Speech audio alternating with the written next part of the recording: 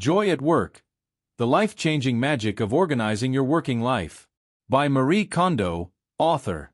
Summary: Joy at Work takes Marie Kondo's famous tidying up tips and applies it to your job to help you be happier in the physical areas, digital spaces, and uses of your time in the office. My first job interview for a position after college was an interesting one. The person interviewing me, who would later become my boss, was a great person and I liked talking with him. I was surprised, however, at the massive pile of clutter on his desk. While I worked there, he'd occasionally clear it off, but most of the time it was full of papers. Now, don't get me wrong, I have a lot of respect for the guy, and I understand how hard organizing can be. But there's a lot to be said of how much joy it can bring when you become consistent at being tidy. And that's just what Marie Kondo will teach you in Joy at Work: Organizing Your Professional Life. This book is a follow-up to the life-changing magic of tidying up and will help you finally have an office space that you're proud of and happy to spend time in. Here are the 3 most interesting lessons I got from Marie Kondo in this one. An organized workspace makes your boss think more highly of you and helps you become more productive, profitable, and happy. To have a tidier office, start by looking at your books and papers and whether or not they spark joy or are useful. Declutter your digital life by organizing your desktop and email inbox. Grab a trash can and let's see what stuff of yours you don't really need and how throwing it away can make you happier. Lesson 1. You will be more productive, profitable, and happy, and your boss will think more highly of you if you keep your workspace organized. My old boss was constantly looking for papers and having to find other spaces to work when he needed to work on hard copies of plans. He always seemed pretty frazzled, running from one job to another. Again, I want to reiterate how awesome of a person he was and also how difficult I know staying organized can be. Although he's not a terrible person for having a messy desk, the data does show that it's not good. One survey in 2011 identified that 90% of Americans identify clutter as a source of decreased happiness, productivity, and motivation.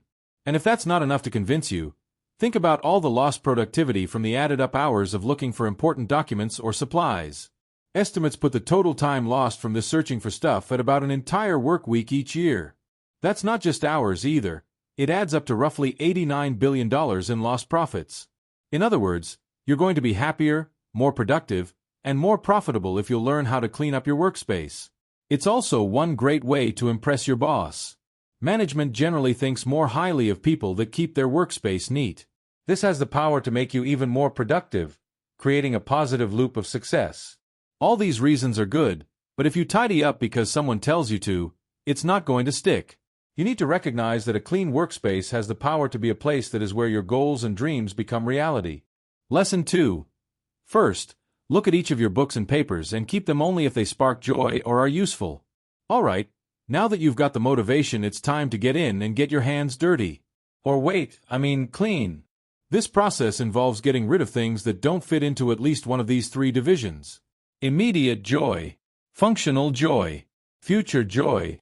If you find items in your workplace that you can't say they give you any of these 3, then get rid of them. This is the heart of the KonMari method, and you can apply it to anything and everything in your office, digital or physical. We're going to get into the specifics of what to look at, but first, you need to start with a vision of what your ideal workspace looks like. Ask yourself what you'd like to see in such a place and how it makes you feel. Visualize what's in it, where everything goes, and the emotions you have while at your desk. Now to begin, grab all the books in your workspace and put them in front of you. One by one, pick each of them up and ask, does this spark joy? Also, identify whether or not you feel happier knowing that it's there. Throw out whatever doesn't bring joy. Paperwork is a little different, but you can sort it by looking at 3 categories. Pending, or what you're working on consistently. Requirement, which refers to what you have to keep to do your job. Desire, or those items that help you be productive. Lesson 3. Your email inbox and desktop are 2 places to start to get digitally organized. Moving to your computer spaces, we'll start with the first thing you see on your computer, the desktop. It's got a lot of potential for joy, but most of us end up using it as a dumpster for computer files. At one point, Scott Sonnenschein, the co-author, couldn't even read the file names as desktop because it was so messy. To start, create folders for storage and current on your desktop. All old files can go into storage, and whatever files you need for projects that are happening right now can go into current. Then, set a wallpaper that inspires you. Next comes email. The trick here is to treat as a place for current projects, not storage. Create 10 or fewer folders to organize yourself. If it's hard to sort through everything now, throw all existing emails into an archive folder to tidy up later. Also, set office hours for responding. I turn on Do Not Disturb on my phone from 7 a.m. to noon every day, and it significantly boosts my productivity.